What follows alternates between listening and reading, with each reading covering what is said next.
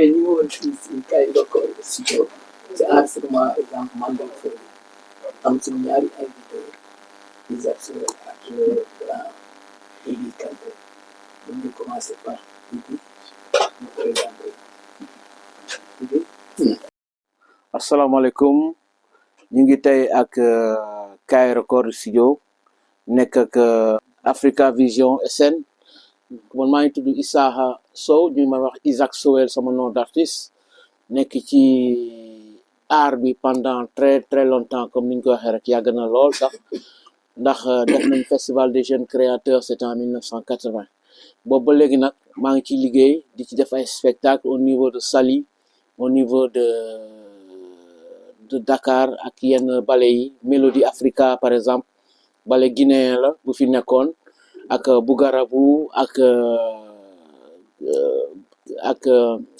ballet Jo bu ñëpp xam bi ma fi jógee ci laa dem France bi ma demee France di fa liggéey ak yeneen artistes yi ubbeeku carrément dugg ci musique bi li nga xam ne moom mooy musique jógee ci ballet yi dugg ci musique bi bi ma duggee ci musique itam rencontré naa fa ay artistes yu bëri yoo xam ne vraiment échangé nañu ci culture façon culture yu bëri quoi ci percussion cubaine percussion algérienne percussion cubaine percussion algérienne ak percussion yu bëri quoi façon jazz ak jazz yi ak yu bëri quoi donc foofu la ñu liggéeyee boobu ba léegi maa ngi fa di dem ak ñëw di andi ay artistes aussi di andi ay danseuses di andi ay musiciens di leen former fii au niveau du Sénégal di leen delloo ñuy wax ay stage donc boobu ba léegi maa ngi dem entre Paris ak Dakar def naa aussi tour du monde xam ci en tant que musicien jëmbe fola ci biir ay musique ci groupe yu bëri daal donc tey ma ñëw ànd ak créer sama groupe ñu koy wax Isaac Sowel Afro Groove ñu nekk fii ay xale yu am jom ñuy liggéey ak ñoom di mën a di pour def ay concert ak yooyu boobu ba léegi maa ngi fi.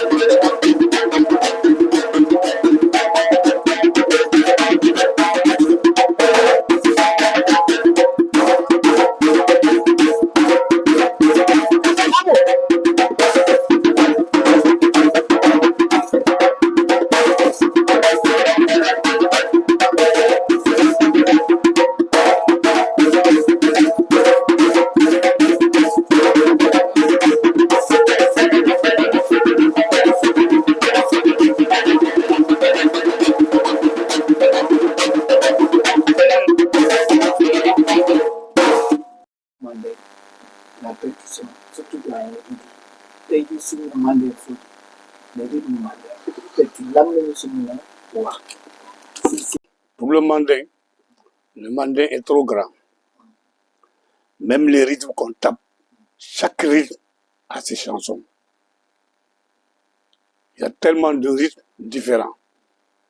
Bon, ben là, on faut me djangue. Yep, tel rythme, tel qui, parce que dans le rythme, il y a le dansa, il y a le chounou, il y a le djembé, il y a le wassolodou, il y a le saucé, il y a le domba. Domba, c'est entre la Guinée et le Mali. Chacun a sa façon. Bon, différence entre Mali et Guinée, c'est un tegbi. Les Guinéens jouent hors, hors du rythme. Mais les Maliens, t'es côté base. malien yi la tëgg foo dem dañ la woy di dem xew suñu dem xew géwél mun na dugg 100 ans jóge ay Guinée yooyu ñëw day woo rek tëggkat xam na kii ban façon nit la ban war a tëgg y a le wasulu. Le wasulu, c'est comme les gens de Oumou Sangaré. Quand le wasulu, quand on dit le wasulu, c'est un bambara romain. Ce sont les peuples qui ont marié ça. Ils se sont mariés. Ils se sont mariés, on appelle le wasulu. Ils ont leur bambara. Comment? Bambara Dakadou, bambara quoi. Comme ça. Parce que de nous voir dans le dos de. Wow. Il y a le Khassonké. Le Khassonké, ce sont les gens de Kaï. Ceux qui tapent le V, ce sont ceux qui jouent le dansa et le jagoura. Ça vient de Haï. Ségou, c'est le vrai bambara. Comme vous dites, ça c'est le vrai bambara. Si tu parles à Robo, c'est les Maliens qui sont beaucoup là-bas. Bon. Le Sounou, c'est la danse des jeunes filles. C'est la danse des jeunes filles. Les jeunes filles, appelé Tegetion. Bon. Il y a le Peul aussi. Quand Peul Amla Mali. Peul Amla. Et il y a le CA. CA, ce sont vers Kédougou, Khosanto, dans ces rivières-là. Il y a une race de Peul là-bas. Ils ont le rythme. Tout ça, on a appris ça. Bon, il y a le Djalidon. C'est pour les Guéwél. Les Guéwél, ils ont le rythme. Ils ont deux rythmes. Et il y a Djalidon, il y a Mamaya. Mamaya, c'est un rythme guinéen. On appelle Domba. Bon. Il y a encore le Solinké, les Sragolais. Les Sragolais, ils ont le rythme. Le Sragolais a deux rythmes. Danse d'esclaves. Quand les Solinké n'ont pas de gueule. Donc, c'est une race amour gueule. Ce sont ces jams qui sont leur gueule. Solinké Dougis gueule. Ils ont deux rythmes. La danse des esclaves et la danse des jeunes filles. Wow. Bon, il y a l'autre encore, comment ça s'appelle? Les Malinqués. Les Malinqués. Les Malinqués, ils ont le rythme qui s'appelle le Jagoura. Le Jagoura. Quand le Jagoura, tu sais, quand les femmes se rencontrent en Kéoula, il y a tout race. Qui chante, tu connais, c'est quelle ethnie? Qui chante, on dit, tu sais que c'est quelle ethnie? C'est pour nous avons la chance. Toujours, on nous appelle de gauche à droite. Par exemple, une maison m'appelle. Ça, c'est parce qu'il a fait la guerre avec Soudjata. Quand on dit les Keita, ce sont les vrais rythmes de Malinké. Les Keita. Keita, Konaté, Dambélé et Aklan. Bon. Il y a beaucoup de races. Il y a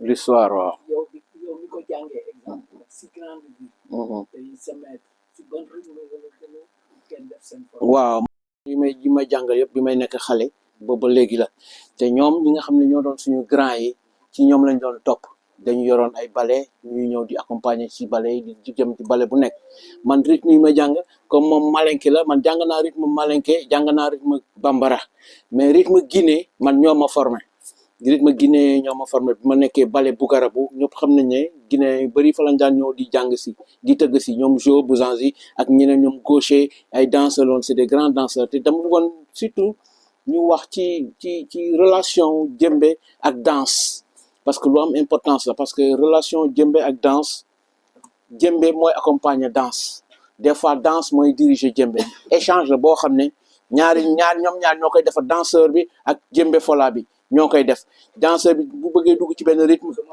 jëmbe bi moo koy jox appel mu dugg ci benn danse bu duggee ci danse fecc jëmbe bi joxaat ko appel mu changer pas jëmbe bi tam moo koy wax ban façon danse lañu dugg ban façon rythme lañu dugg comme rythme yi saa waay doon wax léegi rythme yooyu Idi Kanté yi mu doon wax léegi yooyu yëpp ay nekk dafa am sa appel dafa am sa accompagnement dafa am sa blocage te boobu boo ko tëggalee danseur bi rek moom xam na fu mu war a dem donc relation boobu c'est une relation boo xam ne c'est intime dafay ànd toujours danse ak rythme moo tax nag xam ak way bi muy wax nii moo tax loolu yëpp nekk rythme mandeng nekk rythme nekk jëmbe quoi ak danse ak rythme mandeng waaw waaw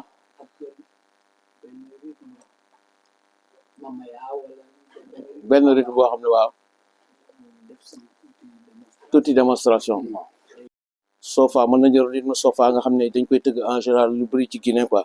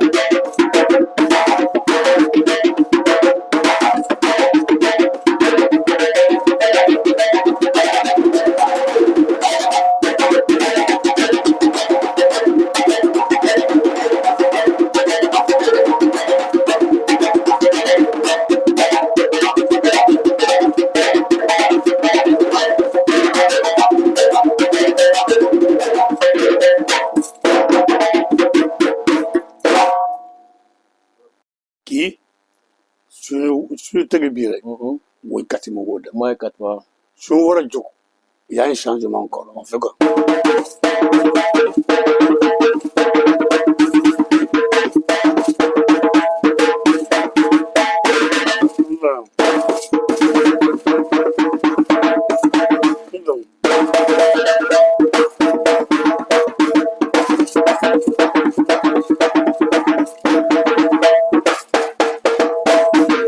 ça c'est en Guinée le rythme là qu'on a joué tout à l'heure ça s'appelle sofa Fadou Baoulare da koy joué ak Famadou Konaté ak ñu bëri Guinée en sorte ak seen accompagnement yooyu la ñuy joué ils m'ont formé à travers tout à travers la Guinée à travers l'Europe à travers partout yii la ñuy tëgg yoo xam ne c'est des spécialement guinéen rythme nag mën na am tur bii ci Guinée am beneen tur ci Mali mais accompagnement yi yëpp nuroo mais rythme bi am tuuti différence rek mais tur yi ñooy wute parce que li ko malien kay di tuddee ak li ko guinéen di tuddee ça fait mën na am différence ni ko sénégalais di tuddee tam mën na am différence parce que sénégalais aussi dañ fiy tëgg jëmbe Guinée dañ fay tëgg jëmbe Mali dañ fay tëgg jëmbe donc rythme yi mën na nuroo par appel wala par accompagnement mais tur bi du doon benn ni ñu koy feccee tam du doon benn waaw loolu laa bëggoon maestro la moom mooy maestro yi fi gën a yàgg tey instant ci jëmbe ci la bokk léegi nag comme xale itam bu ñu juddoo amuñu rythme amuñu dara dañu war a ñëw jàng si ñi nga xam ne ñoo leen fi jiitu ñu jox leen ay accompagnement jox leen ay rythme jox leen ay non kon ñoom responsabilité bi aussi ci ñun la ñi nga xam ne duñu leen wan li nga xam ne mooy kii mais xale itam bu ñu déglu nga bàyyi leen ci biir mais bu ñu ñëwee pour jàng si ñu wan leen traditionnel bi nan lañ koy liggéeyee nan lañ koy kii comme ça ñoom dina leen mën a aider ñu mën a dellu ci rythme yi kooku c'est de un de deux rythme aussi dafay changer rythme par exemple rythme yi ñu doon tëgg yaa 20 ans ci ginnaaw wala man xam naa dara parce que daanaa tëgg ak samay grand frères yoo xam ne ñoom amoon nañu ay rythme spécial yoo xam ne moom lañ doon tëgg yaa 20 ans loolu yëpp dafay changer parce que ku ñëw rek génération bu ñëw rek da ngay adopter aussi ak li nga xam ne moom nga gën a mën daal léegi nag loolu kenn mënu ci dara même musique bi day changer si vous voyez musique boo duggee ci lii tey dans 5 ans wala dans 10 ans da ngay gis leneen ñëw lu bees loo xam ne day ñëw mais traditionnel dafa am comme ni mu ko waxee ni traditionnel nag balaa xale yi du ko war a mën il faut mag ñi jàngal leen ko mag ñi wan leen ko parce que comme lu ñuy wax ni mag bu dem rek c'est une bibliothèque qui meurt c'est une bibliothèque qui a brûlé donc mag ñi war nañu am benn aide boo xam ne moom la ñuy jàppale xale les jëmbe fola yi nga xam ne ñoom ñoo bees te xamuñu ñu jàppale leen wan leen yoon bi naka la comme ni ko Idi defee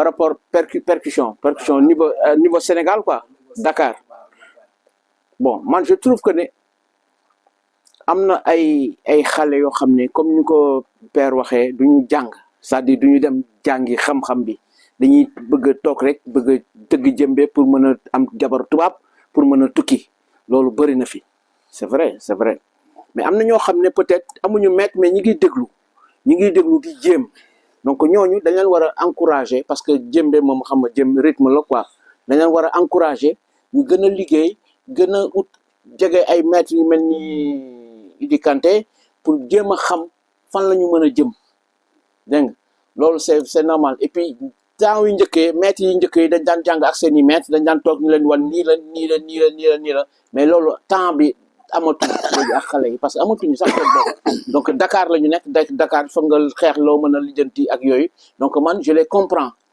mais nag maîtres yi ngi fi ba léegi bu fekkee bëgg nañu jàng mën nañ dem gisee ak maîtres yi ñu jànganteeg ñoom ñu jox leen ay rythme maîtres yi former leen ku ci mel ni ay Idi Kanté former leen am na déjà ballet mu former ballet bi jox leen rythme yi comme ça ñoom ñu mën a di avancer dolli ci ñoom tam li ñu am ñu mën a avancer jëm ci kanam.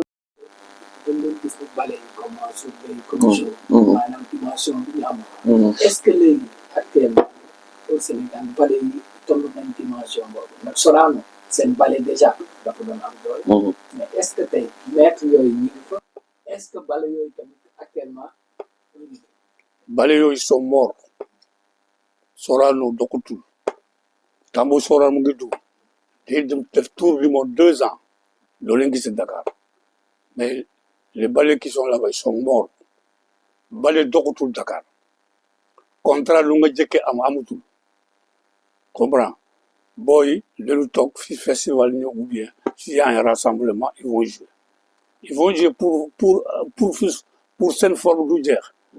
Je me rappelle semaine passée il y a un de mes gosses qui a fait les États-Unis il a amené 27 élèves américains mais ma dem foofu ñu ma fekk booy ñu def classe bi après ma jël classe bi ma dóor les Américains on aime le gars là faire des classes.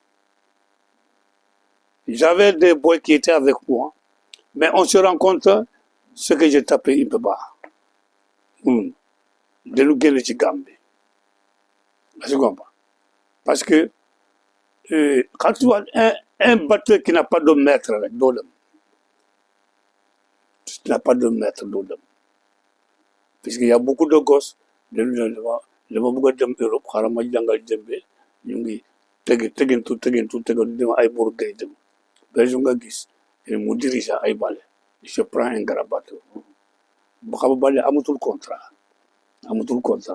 le temps de Mansour Gueye là il y avait le contrat Mansour il y a 4 contrats dans le mois Allemagne Las Palmas Italie j'étais son chef de batterie à Tenerife en 1982 j'étais son batteur waaw batteur ku war a dem man la laaj est-ce que après le contrat est fini moi je suis rentré il m'a dit de continuer non le vieux qui m'a appris à taper il s'appelle Soungaro Diarra bon moi j'étais à l'école c'est moi qui faisais le rythme de l'école au Mali les écoles ont des troupes bon non moi j'ai formé c'est moi qui tapais le spectacle parce que Soungaro Diarra je suis venu me confier à lui il m'a dit Karabakh tu veux le djembé mais moi quand je tape je te donne pas l'argent donc non moi je suis pas venu chercher l'argent dama ñëw ut xam-xam j'ai liggéey nekk na moom 7 ans paa bi jëmbe bi mënuloo ko jël benn baaram mënuloo li jël paa bi soo tëgg rek non ma soo tëggul sa programme kenn gënu dem dina ko ban tëggkat moo nekk foofu il y avait des bateaux mais paa bi vraiment non c'est pas vrai paa bi la day tëgg safara day génne ci taat jëmbe bi ci tëgg bi tàng safara day génne ci taat celui il m'a marqué beaucoup de rythme celui qui m'a donné beaucoup de rythme que j'ai aperçu avec ça vraiment après il est décédé je continue avec son fils Vieux Diarra bon xam nga les bambara pur là suñu naan rek waaw. Je voudrais savoir, monsieur Isaac, est-ce que le Djembe Fola fait vivre son nom? Le Djembe Fola fait vivre son nom question la boo xam ne parce que ku nekk ak sa jaar-jaar déjà yàlla mooy may xam nga ku nekk ak sa jaar-jaar ku nekk di gis nga ñoo xam ne jëmbe am nañ ci lu ne gis nga ñoo xam ne jëmbe yàgg nañ ci mais amuñ ci dara donc ku nekk ak loo xam ne vraiment fi sa jaar-jaar nu mu toll ak jëmbe quoi mais man personnellement jëmbe moom may na ma lépp loo xam ne vraiment te mi ngi may continuer di may ndax deewaguma maa ngi dund ba léegi jëmbe moom ma may lépp loo xam ne man vraiment man sama xel dal na te loo xam ne waxuma nag am naa lépp awmal dara mais vraiment jëmbe may na ma lu bëri loo xam ne vraiment ci lay suturaalu ak yooyu jëmbe mais nag ku nekk ak aussi am na ñoo xam ne jëmbe may na lu ëpp loolu téeméer yoon lu ëpp leneen ak am na ñoo xam ne tam ça dépend ci nit ki rek vraiment waaw. L'occasion di remercier grand Idi vraiment maestro la te xam nga suñu maître la vraiment suñu grand frère di suñu lépp di ko remercier lu mu ñëwee ak man mi nga xam ne maa Isaac Sowell doon jàng ci moom nekk aussi xam nga Djembe Fola donc di leen remercier yéen public gu Africa Vision SN di remercier vraiment Sénégal yëpp di remercier tous les Djembe Fola yi nekk biir Ndakaaru ak biir Sénégal ak partout dans le monde parce que bëri nañ léegi parce que jëmbe moom dem na ba à l'extérieur tubaab yi dañuy jouer jëmbe léegi ñëpp ay jouer jëmbe léegi ñëpp ñoo xam ne dañuy bëgg a jëmbe dañuy ñëw ba Afrique ressourcé wu jàng si fii pour mën ko tëgg donc jëmbe instrument la boo xam ne am na valeur am na lépp am na bayre bu bëri donc di ci sant di sant ñëpp nag di wax ne téy leen bu baax tëgg leen uti leen xam-xam ndax Afrique boo fi nekkee vraiment war ngaa ut xam-xam mais benn problème apostrophe laay wax parce que jëmbe fii boo fi nekkee Djembe Fola au niveau du Sénégal amul xaalis bu bëri parce que li ngay mën a def moom mooy dem tëgg ay programme dem tëgg ay accompagnement bale ressource la boo xam ne da nga ciy jàng xam-xam bu bëri mais xam-xam bi franchement ñu ngi ko gën a boo ko amee dem Europe fa la gën a doxee te loolu c'est dommage parce que Sénégal fii ak Afrique fii waroon nañ fi mën a tëgg jëmbe yoo xam ne jëmbe Folaay dekk fi ay maîtres yoo xam ne nekk fii di am seen alal yu bëri à travers le jëmbe loolu waroon na mën a am mais c'est dommage que il faut nga dem ba à l'extérieur pour mën fa dund jëmbe mën fa am xaalis bu bëri parce que ñoom dafa mel ni tubaab yi ñooñu gën a respecté jëmbe sax te normalement Afrique fii la jëmbe soxe ko suñu paay suñu papa yi suñu maam yi suñu lépp fii lañu tëgg jëmbe mais dañ koy ñàkkal fayda benn moment parce que public bi bëgguñu ko wala yooyu donc loolu c'est dommage. jëmbe ça dépend barke bi rek. nga am barke rek. puis jëmbe dafa am secret. sama karama jox na ma secret bi. sababu même si jotul téeméeri batteur su ma dugg rek secret bi lancé naa ko. kenn du jël dafa am sababu. est-ce que am jëmbe c'est peintre dafa am bayal. yëfu jinne la. est-ce que foo ko teg booy day ñëw même da nga def problème nga teg si jëmbe nii rek booy ñëw fooy ko waa jëmbe bi la am sama kër bi jëmbe bi la am la tabax sama kër ba ma def R+1 waaw ma yóbbu sama njaboot loolu jëmbe bi am na maana parce que ku ko gëm yàlla de la jàppale am na ñu ngi tëgg gëmuñu ko comme lu nga wax dañu bëgg a dem Europe jëmbe bi moo à rapidité nga dem am na ñu loolu lañu tëgguñu pour gëmu ko c'est ça leur problème sinon jëmbe am na barke il faut nga am barke waaw maa ngi gërëm Africa Vision maa ngi gërëm mon gosse mais il est très bien c'est pas ma première fois moi je l'ai connu depuis le temps de Bougarabou il joue aussi mon promotionnaire. Je est venu au Sénégal en 1973. On était à l'heure de 13 ans, 6. Avec Bouzik qui était le directeur. Voilà.